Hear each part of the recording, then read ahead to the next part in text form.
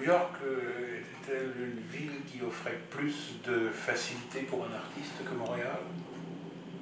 C'était à l'époque où j'y étais la ville des artistes. Voilà. On allait tous acheter du matériel à Pearl Pine, c'est un magasin de peinture qui faisait 5-6 étages de haut. C'était des prix défiant toute concurrence. C'est des artistes qui tenaient les rayons. C'est une ville faite pour les artistes. Il y a tellement de galeries, de galeristes, de gens importants de l'art. Tout le monde passait par là à cette époque-là. Peut-être un peu moins maintenant, je ne sais pas. Mais vraiment, c'était le lieu où être. Et je ne regrette pas du tout parce que ça m'a donné une dimension internationale. Oui. Voilà. Alors, tu restes à New York jusqu'en 2005. Oui. Et alors, durant ces 12 années, quels ont été les liens que tu gardais avec la France? Est-ce que tu revenais périodiquement? Est-ce que tu suivais la scène artistique française un peu à travers la presse ou autre? Non, pas du tout. La scène artistique française, ça ne m'intéresse pas du tout. De là-bas, ça ne m'intéressait pas. Mais je revenais bien sûr voir ma famille une fois par an. Oui. Chez mon grand-père, mes parents, ma famille était ici. Donc je revenais bien volontiers en France et je venais voir mes racines et la nature aussi. Mais en parlant de ça, j'ai écrit un petit texte et je voulais te le lire. Oui, bien sûr. Parce que c'est important de dire ce qui s'est passé pour moi à New York. Donc je vais citer cet extrait.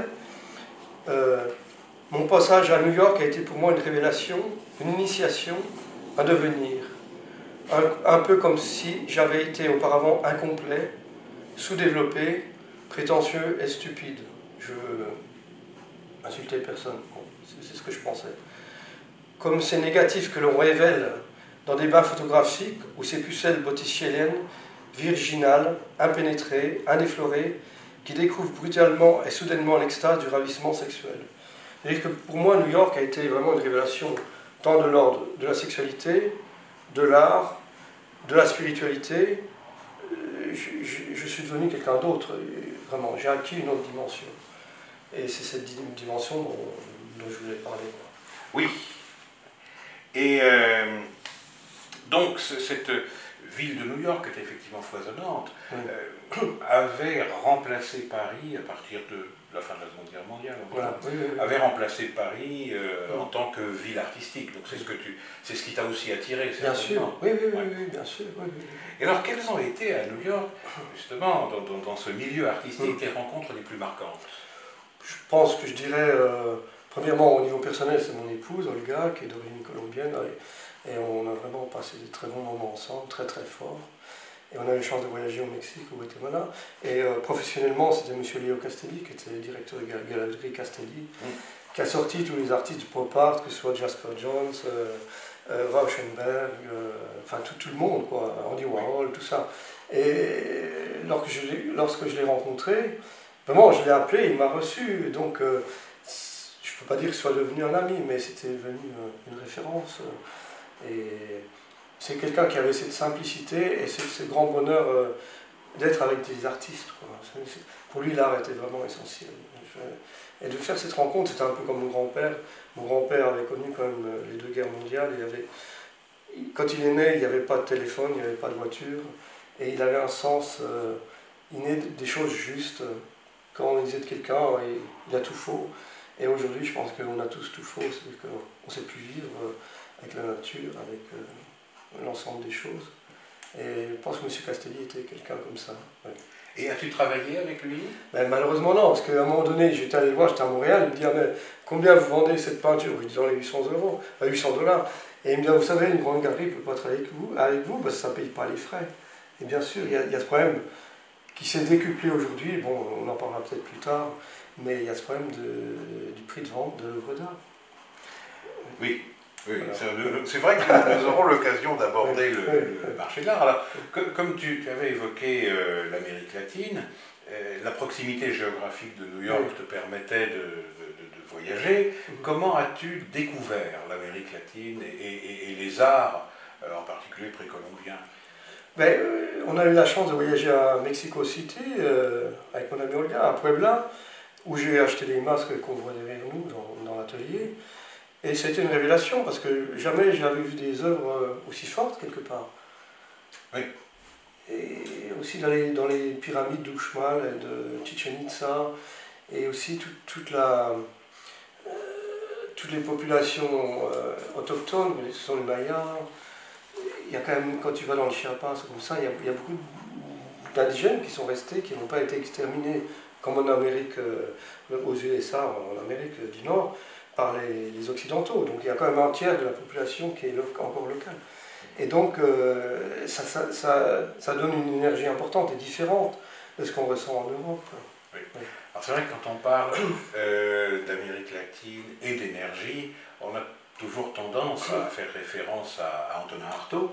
Oui. Antonin Artaud s'est rendu donc en 1936 au Mexique, et ça s'est présenté pour lui comme un voyage initiatique finalement, et il disait avoir voulu y chercher, je cite, une nouvelle idée de l'homme. Est-ce que c'était également ton but, de chercher une nouvelle idée de l'homme en Amérique latine? Ce n'était pas mon but, mais c'est ce que j'ai trouvé. Oui. C'est ce que j'ai trouvé, voilà. C'est une rencontre. Oui, c'est une découverte, je dirais, due au hasard, d'une certaine manière. Bon, si le hasard existe, oui, bon, c'est une coïncidence. C'est une coïncidence, une coïncidence. Oui. Et alors, justement, Artaud a des citations tout à fait intéressantes sur son expérience. Par exemple, il dit « La culture rationaliste de l'Europe a fait faillite, oui. Et je suis venu sur la terre du Mexique chercher les bases d'une culture magique, alors, le terme est intéressant, d'une culture magique, qui peut encore jaillir des forces du sol indien. » Quand il dit ça, il définit une démarche qui va bouleverser sa vie, c'est clair, mais as-tu ressenti un même besoin, finalement, un Occident dont la culture faisait faillite et une possibilité de trouver une sorte de régénération intellectuelle? Bien évidemment, oui, spirituelle, oui. Ah oui. C'est-à-dire que ce rapport à la nature, au soleil, bon, il faisait quand même un sacrifice humain pour régénérer le soleil. C'est fort, quoi. Bon, oui. Après, je ne défends pas du tout ça, mais comme j'en parle souvent aux entretiens, ils avaient des offrandes aux fleurs, enfin, ils avaient des fleurs, de dieu de la pluie, et ça veut dire que c'est un respect par rapport à la totalité du monde. Alors que nous, notre démarche est complètement inversée, c'est qu'on détruit tout, les fleurs, les arbres, les rivières, tout est pollué, tout est détruit, on utilise tout, et donc cette démarche est inversée. Donc il a trouvé cette démarche vers le monde, oui. Que nous, on l'inverse, on détruit le monde. Mais tu parles d'Antonin Artaud, c'est un auteur que j'apprécie particulièrement. J'adore Elio Gabal, l'anarchiste couronné, et son livre sur le Mexique est très important. Bon, après, les gens utilisent le terme de magie, comme Lévi-Strauss aussi, la pensée magique. Pour moi, bon, pour moi, ce terme de magie me déplaît, parce qu'on pense que c'est quelque chose qui est magique, justement, qui serait en dehors du monde, ce serait une identité particulière. Je pense que c'est une connaissance. C'est pas de la magie. Toi, les chamans prennent 20 ans pour comprendre comment les vibrations, comment les arbres fonctionnent, tu comprends. C'est une connaissance pour moi. Pour nous, ça semble magique parce que, waouh, ça dégage. Mais bon, c'est un terme qu'on utilise, mais des fois, ça me gêne un peu ce terme de magie. Mais bon, on ne peut pas utiliser d'autres mots. Malheureusement, l'Occident n'a pas d'autres mots. Pour moi, c'est une réalité autre. C'est comme la mécanique quantique. C'est une autre réalité. Alors c'est intéressant, tu viens de parler de chaman, d'autres réalités. Lorsqu'Artaud part au Mexique, donc il va chez les Indiens, il fait l'expérience du peyote, donc ce petit cactus qui lui permet justement d'aller dans un autre monde. Oui. Et de ton côté, tu parles beaucoup dans tes textes de transe chamanique. Oui. Alors, ça m'intéresse et ça m'intrigue. De quoi s'agissait-il, ces transes chamaniques? Une transe chamanique, c'est une transe chamanique, c'est-à-dire que tu pars dans un état, on pourrait dire un état second, un état supérieur, quoi. Oui. Oui. C'est ce que les gens ressentent sous drogue, mais moi j'ai fait ça sous hypnose. Sous hypnose? Voilà, sous hypnose. Oui. Avec, j'imagine, un spécialiste de l'hypnose et qui sans doute avait aussi cette orientation vers un transfert vers un monde artistique. Oui, voilà. Oui. C'est le monde artistique, c'est le monde de la poésie, c'est le monde des chamans, voilà, oui, c'est le monde, c'est l'ouverture sur l'énergie du monde, hein, quelque part, la compréhension de l'énergie du monde. Et ça, donc c'était à New York et non pas en Amérique latine? Oui, à New York, oui, j'ai eu la chance de rencontrer cette personne. Et en quoi ces trans ont transformé ton approche de la création? Ça m'a permis d'accéder à une fluidité du travail. Parce que bon, il faut bien dire les choses, les peintres, ils font un travail qui est complètement figé. Pour moi. C'est-à-dire, c'est ce que j'appelle la peinture fenêtre. Or, dans les trans, il n'y a pas de fenêtre. C'est-à-dire que c'est ouvert partout dans le cosmos. C'est une ouverture multidimensionnelle.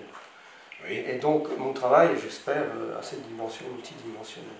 C'est-à-dire que je peux me permettre de mettre un Bouddha à côté d'un texte érotique, à côté d'un rituel maya.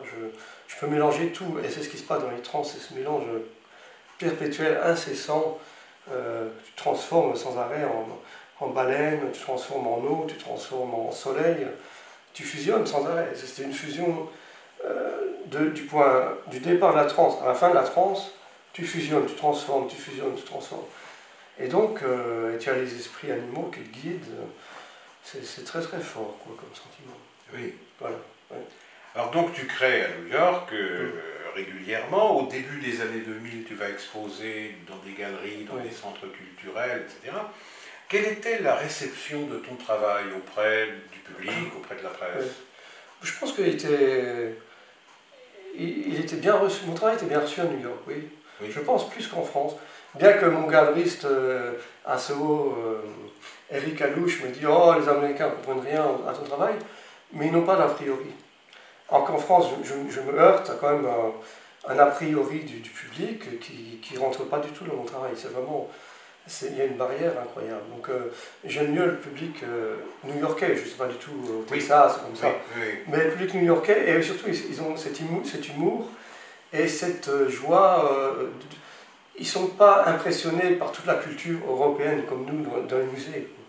Je voudrais citer Bonnard qui disait la chose la plus importante dans les musées, ce sont les fenêtres. Et donc notre culture est complètement muséifiée, océifiée en France. Oui, stérile, notre culture est stérile, il n'y a plus d'énergie dans l'art. C'est ce que je me permets de dire, mais bon, peut-être j'ai tort. Et alors qu'à New York, on n'a pas cette finalité de l'art qui doit être de l'art avec un grand A ou la culture avec un grand C. Ils s'en foutent, je veux dire, c'est pas important. J'avais été frappé aux États-Unis de voir une grande différence entre une élite américaine qui a des connaissances très développées sur l'art, qui collectionne, etc. Et puis la classe moyenne, qui n'a absolument, ne présente aucun intérêt pour l'art, qui n'a pas d'idée sur la question. Et j'avais posé cette question à des étudiants américains de l'Université de New York qui m'avaient dit oui, mais en France, vous avez un accès à l'art par la gratuité par exemple, ou par des tarifs réduits pour les jeunes, tandis qu'aux États-Unis, si on veut avoir accès à l'art, il faut à chaque fois payer. Est-ce que tu penses que, en dehors de l'élite new-yorkaise, est-ce que tu penses qu'aux États-Unis en général, l'artiste est considéré? Oui. Moi, enfin, en dehors de... Ouais, tu m'as dit en dehors de New York, excuse-moi. J'en revenais à New York, oui, je sais pas. J'en sais rien. Je n'ai pas d'expérience. Je ne suis pas allé vivre à Miami, non. Mais je me sentais beaucoup plus considéré à New York, voilà. Bon. Et pour en venir à France, et à la situation de l'art en général, je pense que nous sommes entrés maintenant dans une société post-culturelle. C'est-à-dire que la culture n'a plus aucune importance, que ce soit en France, aux États-Unis ou ailleurs. Peut-être qu'en Chine, ça devient une société culturelle pour créer un marché. Bon, dans les 100 premiers artistes sur ArtPrice, tu as 50 Chinois. Donc, bon, voilà, donc ils arrivent sur le marché, mais c'est un truc financier. Est-ce que, bon, l'art, ça c'est un autre problème, peut-être qu'on en parlera plus tard, la fonction de l'art et tout ça. Mais en France, on a accès à l'art, et puis c'est pas vrai, d'abord au Metropolitan Museum, you pay what you wish, c'est-à-dire que tu entres, si tu veux payer 10 cents, tu payes 10 cents. Bon, tous les musées ne sont pas comme ça, le MoMA, il faut payer. Il y a toujours une semaine par mois qui est gratuite. Voilà, donc le jeudi soir c'est gratuit. Mais enfin, j'ai pas ressenti, je sais pas, j'ai pas vécu dans l'autre partie des États-Unis. Ouais. Si tu devais aujourd'hui faire un bilan de ton expérience new-yorkaise, Oui. quel serait-il? Bah, c'est positif à 100%. Oui. Oui, oui, oui. Je regrette rien du tout. Oui. Oui. Et alors en 2005, donc tu quittes New York Oui, pour t'installer, revenir sur la Franche-Comté, pour t'installer à Besançon. Qu'est-ce qui avait motivé ce choix? Est-ce que tu avais besoin de retrouver tes racines? Est-ce que c'était des raisons familiales?